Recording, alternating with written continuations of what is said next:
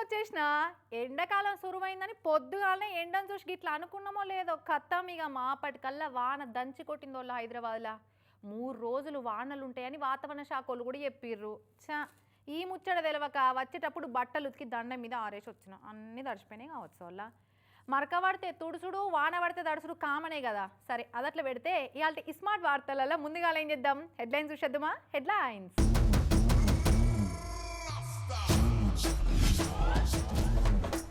ప్రాణం తీసిన పాలు బాగా మోపైనరు కల్తీ చేసే పాపాత్ములు. అందరూ నెత్తులకు పెట్టుకోవాలన్నట హెల్మెట్లు, లేదంటే నరకానికి కొనుక్కున్నట్టేనట టికెట్లు. కుక్క నాకినందుకైంది ఘోరం, కాలు చేతులు తీసేసిర్రు పాపం. కుదబెట్టిన బంగారాన్ని కొట్టేసిన మేనేజర్, బ్యాంకుల మీద నమ్మకమంతా బేజార్ అన్నట్టు. మీకు పాలు పోసేటాయనకు ఎన్ని బర్రెలున్నాయి, ఎన్ని ఆవులున్నాయి, వాటికి ఏం మేతేస్తుండు? వీలైతే ఒక్కసారి ఆయన పశువుల కొట్టం దాకా పోయి ఒక్కసారి చూసిరా పోర్రి. గుడ్డిగా ఎవ్వరిని నమ్మే రోజులు కావివి. ఎందుకంటే కొందరు తెల్లగుండేతందుకు యూరియా, నురుగొచ్చేతందుకు పాల పొడి, టేస్ట్ వచ్చేతందుకు కెమికల్స్ కలిపి స్వచ్ఛమైన బర్రె పాలు, ఆవు పాలను అమ్ముతున్నారు. ఇక పాలు లేకుండా నెయ్యి, బర్రెలు లేకుండా పాలు తయారు చేసే గనులు ఉన్నారు కాబట్టే ఇంత బుగులై పాడైతుంది. రాజమండ్రిలో పాలు తాగి 5గురు విడిచిన ముచ్చట అయినే ఉంటారు కదా. అందుకే ఇలా పొద్దుటికెళ్ళి షాయ్ తాగాలన్నా కూడా మస్తు భయం అవుతుంది వల్ల.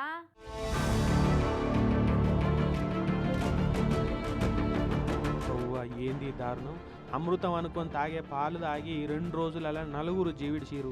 రాజమండ్రి దగ్గర ఉన్న చౌడేశ్వరి నగరు, వాంబే కాలనీ, నారాయణపురం, దివాని చెరువు, సరూర్ నగర్ అటువంటి కాలనీల పొంటి ఉండే 4 పెద్ద మనుషులు పాలు తాగంగానే కిడ్నీలు చెడిపోయి దవాఖానలో జీవిడిచీరు. ఇక కొందరు దవాఖానలో పెట్టుకున్నారు. వీళ్ళంతా కూడా కోరుకొండ మండలం నరసాపురం కాడుండే గణేష్ అనేటైన తన పాలు పోయించుకుంటున్నారట. ఇక ఈ పాలైన రాజమండ్రి చుట్టుముట్టు ఏం తక్కువ 106 ఇండ్లకు పాలు పోస్తాడట రోజు. ఎప్పటి లెక్కనే పాలు రాగానే వేడి చేసుకొని పాలు తాగేటోళ్ళు పాలు తాగిరు, చాయ్ కాపీలు చేసుకునేటోళ్ళు చాయ్ కాపీలు చేసుకొని తాగిరట. ఇక అట్లా తాగంగానే కడుపులంతా దేవుకొచ్చినట్టే ఆయపాయ చేసిరు. దెబ్బకే వాళ్ళని దవాఖానకి వేసుకపోయారు ఇంటోళ్ళు. ఇక ఆడ కిడ్నీలు చెడిపోయినాయని డాక్టర్లు డయాలసిస్ పెట్టిరు. డయాలసిస్ నడుస్తుండగానే 4 ప్రాణం పోయిందట.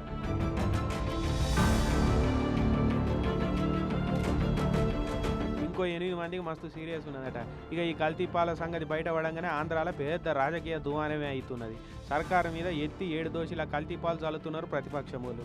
అటు సీఎం బాబు సారు మస్తు సీరియస్ అయిపోయాడు.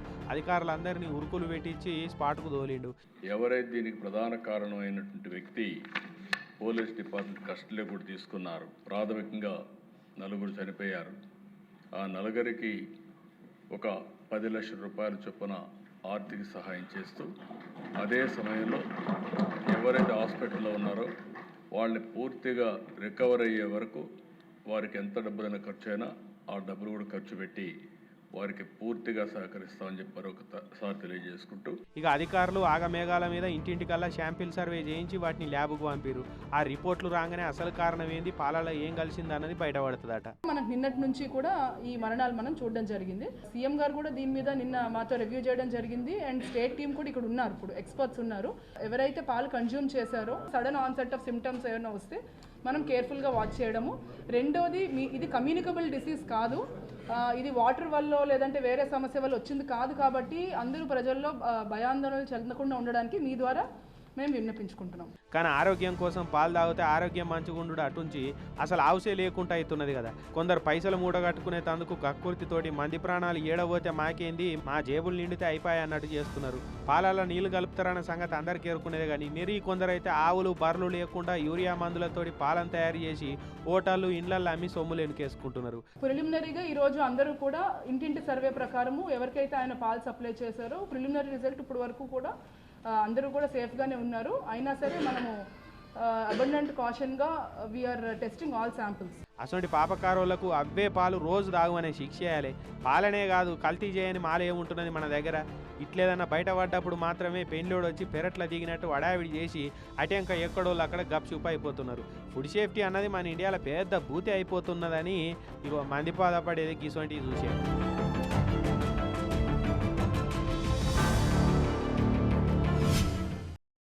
మీకు కుక్కలంటే చాలా ఇష్టమా? మీ ఇంట్లో కుక్కలను పెంచుకుంటున్నారా? అయితే మీరు ఈ ముచ్చట ఖచ్చితంగా చూడాల్సిందే. పాయిరంగా సాదుకుంటున్న కుక్క నాకినందుకు ఏకంగా ఆమె కాలు చేతులే పోగొట్టుకున్నది వల్ల కుక్క నాకుతే కాలు చేతులు పోవడింది అనుకుంటున్నారా?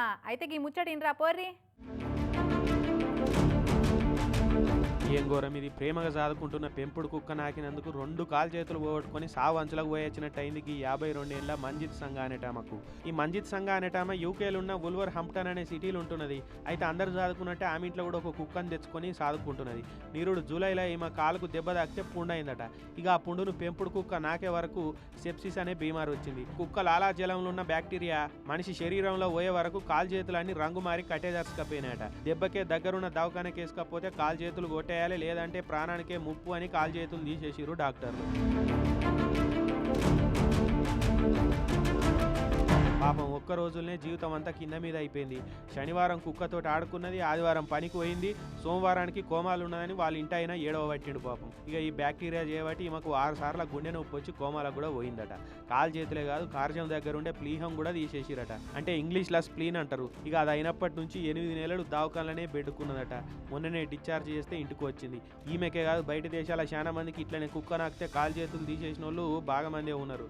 అందుకే ఇంట్లో ఎంత ప్రేమగా పెంచుకుంటున్న కుక్క అయినా సరే మనుషులకు పుండైనా ఏదైనా కాట్లున్నా దాని లాలాజలం పుండు తలగకుండా చూసుకోవాలని చెప్తున్నారు డాక్టర్లు. విన్నారు కదా పైలమరిగా.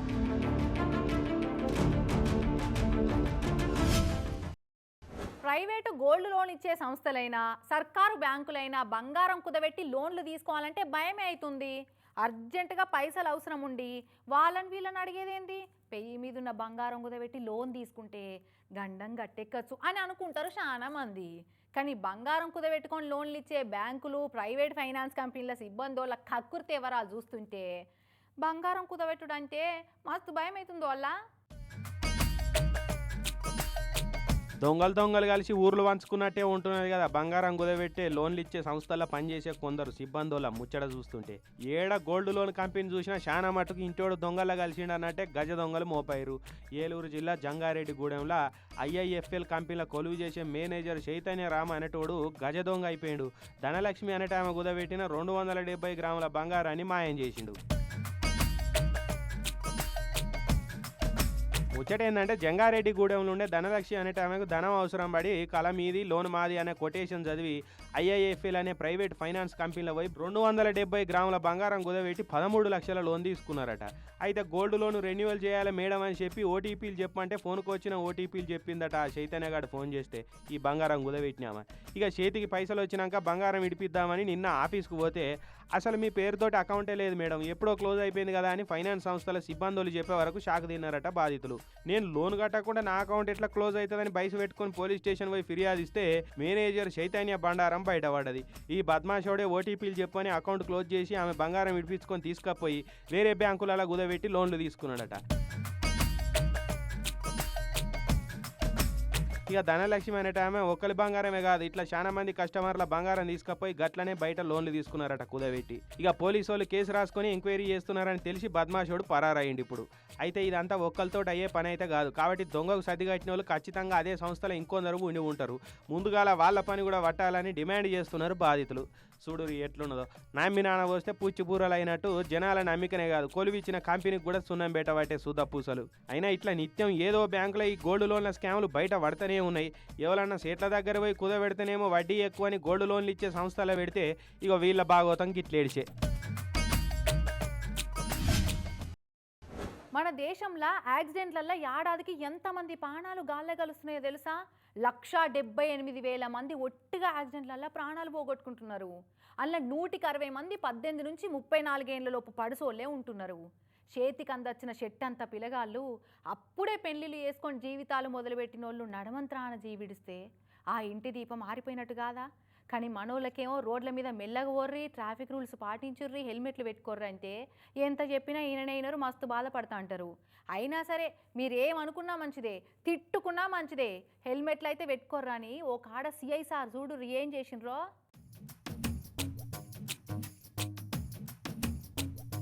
ఈడ తొవ్వెంట బండ్ల మీద హెల్మెట్ లేకుండా పోయేటోళ్ళందరిని ఆపి మరి నెత్తికి హెల్మెట్ పెడుతున్నాడు చూస్తున్నారా పోలీస్ సారు.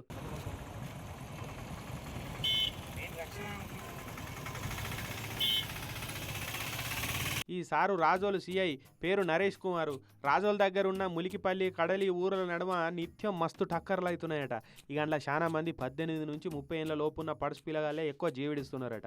అందుకే హెల్మెట్ పెట్టుకొని బండ్లు తోలూరి బాబులు, మీకు జర పుణ్యం ఉంటుందని సారే సొంత పైసలతోటి హెల్మెట్లు కొని తొవ్వెంట బండ్ల మీద హెల్మెట్లు లేకుండా పోతున్న వాళ్ళకు పంచిపెట్టిండి. ఇట్లా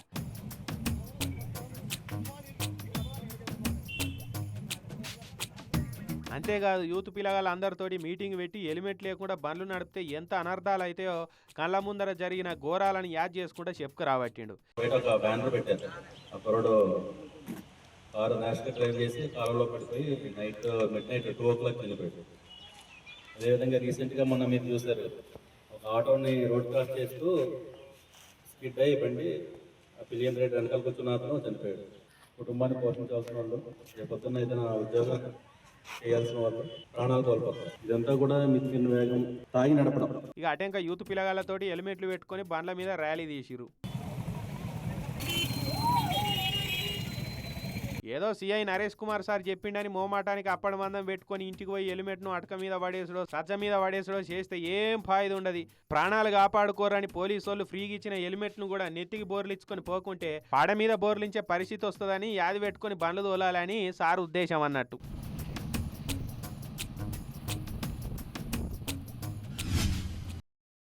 చిన్నప్పుడు బల్లె చదువుకునే రోజుల్లో బొమ్మలు గీయమంటే కుక్క బొమ్మ గీస్తే అదేదో కోడిగుడ్డు బొమ్మ వచ్చేది, ఇక కారు బొమ్మ గీస్తే కట్టెపుల్ల బొమ్మ వచ్చేది. అట్లుండేది మరి మన టాలెంట్. కానీ మా దోస్త్ అయితే ఇట్లా చూసి అట్లా ఫటాఫట్ బొమ్మలు వేసేదోళ్ళ. ఇక మేమంతా డ్రాయింగులన్నీ దాంతోటే గీపించుకునేటోళ్ళం. ఇప్పుడు ఈ బొమ్మల సంగతి ఎందుకు యాదొచ్చిందంటే, పెద్దపల్లి జిల్లా మంతెనకెళ్ళి అమెరికాకు పోయి 3D బొమ్మలు గీసి అమెరికన్లు అవాక్కయ్యేటట్టు వేసిండు సింగరపు శివరామకృష్ణ అనేట ఆయనే.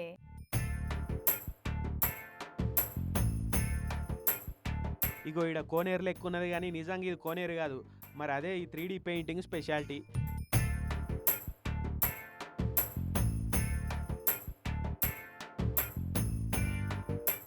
పెద్దపల్లి జిల్లా మంతిని టౌన్లో ఉండే సింగపు శివరామకృష్ణ అనే బ్రదరు అమెరికా ఫ్లోరిడాలో అవుతున్న lake work beach street painting festival పోటీలకు పోయి మహాభారతంలో ఉన్న మయసభ కాన్సెప్ట్ తోటి ఇగో ఇట్లా నీటి కొలను 3D బొమ్మ వేసిండు.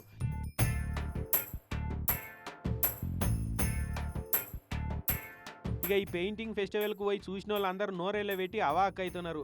Wow, what a beautiful, what an outstanding painting. We never seen this before అని చంద్రపోవట్టిరిగా. అమెరికాలో బీచ్ స్ట్రీట్ పెయింటింగ్ ఫెస్టివల్ అని ప్రతి ఏడు మస్తు గ్రాండ్గా చేస్తుంటారు. ప్రపంచంలో ఉన్న చాలా దేశాల నుంచి 850 మంది ఆర్టిస్టులు వచ్చిరట. అయితే మన ఇండియాకి వెళ్ళి ఈ ఒక్క శివరామకృష్ణ బ్రదర్ని సెలెక్ట్ చేసి అమెరికా రమ్మన్నారు. ఇక అమెరికా పోయినాక కూడా 850 మందిలో మళ్ళా వడబోసి టాప్ 50 మంది ఆర్టిస్టులను సెలెక్ట్ చేస్తే అందులో కూడా మనోడికి ఛాన్స్ వచ్చింది. గ్రేట్ ఫీచర్డ్ ఆర్టిస్ట్ అని సత్కరించారు ఫెస్టివల్ కమిటీలు. బయట దేశపోళ్ళు ఇట్లా మన భారతదేశ గొప్పతనాన్ని మెచ్చుకొని షాక్ అవుడు చూస్తుంటే నాకు గర్వంగా అనిపిస్తున్నది. ఈ ఫెస్టివల్కు నన్ను సెలెక్ట్ చేసి పిలిచిన వాళ్ళకి చాలా థ్యాంక్స్ అని చెప్పుకురాబట్టిండు. ఇక అక్కడి మీడియా అయితే మనోడిని ఆకాశానికి ఎత్తిందట. The artist from Bharat, the art from Mahabharat అని వార్తలు వేసిందని కూడా మస్తు ఖుషి అవుతున్నాడు శివరామకృష్ణ. అన్నట్టు ఈయన ఇదివరకు కూడా ఇటువంటి పెయింటింగ్లు మస్తుగా వేసి పేరు సంపాదించాడు.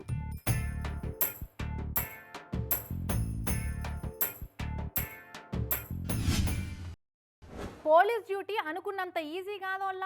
ఎన్నో ఘోరాలు చూడాలి, ఎన్నో దారుణాలు చూడాలి, ఎన్నో ఎంక్వైరీలు చేయాలి. కొన్నిసార్లు ధైర్యంగా సావుకెదురుపోయే పరిస్థితులు కూడా వస్తుంటాయి. ఇవన్నీ కాక కొందరు పై ఆఫీసర్లు పెట్టే ఒత్తిడి తట్టుకొని నిలబడాలి. తిన్నది పెయిన పట్టకుండా టైం ఏం చూసుకోకుండా పనిచేయాల్సి ఉంటుంది. ఇక కొన్నిసార్లు వాళ్ళు పోలీస్ నౌకరు చేస్తున్నందుకు జీవితాంతం యాది పెట్టుకొని తుర్తి పడే ముచ్చట్లు కూడా గిట్ల అవుతుంటాయి. ఇవాళ నిండు ప్రాణం కాపాడిన ఈ జన్మకి తుర్తి చాలనేటట్టు పనిచేసిరు ఈ కేరళ పోలీసు వాళ్ళు. ఒక యూత్ పిల్లగానికి ఏం రంది ఉన్నదో ఏందో కానీ బ్రిడ్జ్ మీద నిలబడి నదిలో దుంకి బలిమికి జీవి తీసుకుంటా అని చూసిండు. ఇక ఎవరో చూసి పోలీసు వాళ్ళకి చెప్తే దబ్బున బ్రిడ్జ్ మీద పోయిరు.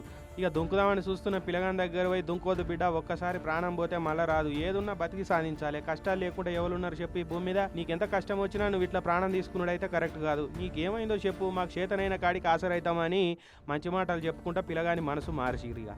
ఇక పోలీసు వాళ్ళు చెప్పే మాటలకు గరిగిపోయినా పిల్లగాడు. ఒక పోలీస్ అయిన పోయి ఆయన రేఖ బట్టి మెల్ల కిందకు దించిండు. ఇక ఆడ కూసోబెట్టుకొని ఏమైందో చెప్తామి, ఎందుకు ఇట్లా చేసుకుందాం అనుకుంటున్నావు, ఎన్ని రందులు ఉన్నా ప్రాణం అయితే తీసుకోవద్దు తమ్మి, కష్టాలకు భయపడతారు అని ఆయనకు ధైర్యం అని చెప్పి బండి ఎక్కించుకొని స్టేషన్ తీసుకుపోయి కౌన్సిలింగ్ చేసిరు.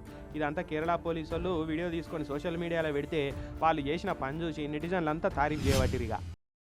కొండ నాలికకు మందేస్తే ఉన్న నాలికే ఊడినట్టు అవుతున్నది కదా. కొన్ని కరెంటు ఛార్జింగ్ బండ్ల వ్యవహారం చూస్తుంటే పెట్రోల్ రేట్లు బాగున్నాయని ఛార్జింగ్ బండ్లు ధర ఎక్కువన్నా సరే పెట్రోల్ ఖర్చు కలిసి వస్తుంది కదా అని బ్యాటరీ బండ్లే కొంటున్నారు జనం కొంతమంది. కానీ ఆడాడ దుఃఖం లేనోడు బర్రెని కొన్నట్టు అవుతున్నది కథ. ఎప్పుడు ఏడవుతుందో తెలుస్తలేదు, ఎవరు రిపేర్ చేస్తారో తెలుస్తలేదు, కంపెనీ వాళ్ళకి ఫోన్ చేస్తే పట్టించుకోరు. అంత ఆగమాగం చందనం చేయబట్టే. ఇగో కొందరికేమో బండి కాదు బాంబు మీద కూర్చొని పోయినట్టే ఉన్నదంటే.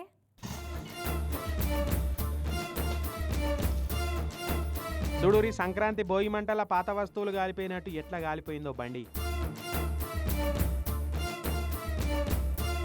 యాదాద్రి భువనగిరి జిల్లా చౌటుప్పల్ మండలం రెడ్డిబాబు అనే ఊర్లోనే రమేష్ అనేటైన 3 ఏళ్ల కింద ఛార్జింగ్ స్కూటర్ కొన్నాడట. అయితే ఏమైందో ఏందో కానీ అర్ధరాత్రి వాకిట్లో పెట్టిన బండి దానిచ్చి అదే మంటలు అంటుకొని బగబగ మండుకుంటా కాలిపోయింది. ఇందులో స్విచ్ బుడ్ వెలిగినట్టు ఇంటి ముంగట ఎలుగులు వస్తున్నాయని బయటకు వచ్చి చూస్తే బండి అంతా కాలిపోయి కానొచ్చింది. ఇక మొత్తుకుంటే దబ్బున నీళ్లు చల్లి మంటలు ఆరిపోయారట.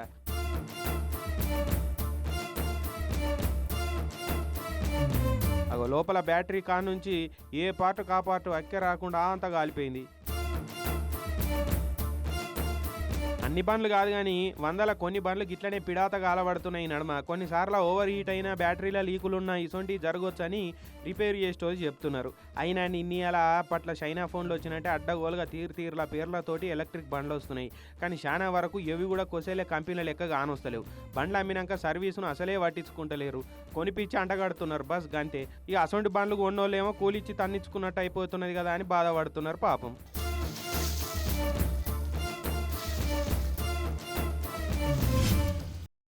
ఇవి స్మార్ట్ వార్తలు. రేపు మళ్ళీ కలుద్దాం. అప్పటివరకు ఏం చేస్తారు? చూస్తూనే ఉండుర్రి TV9.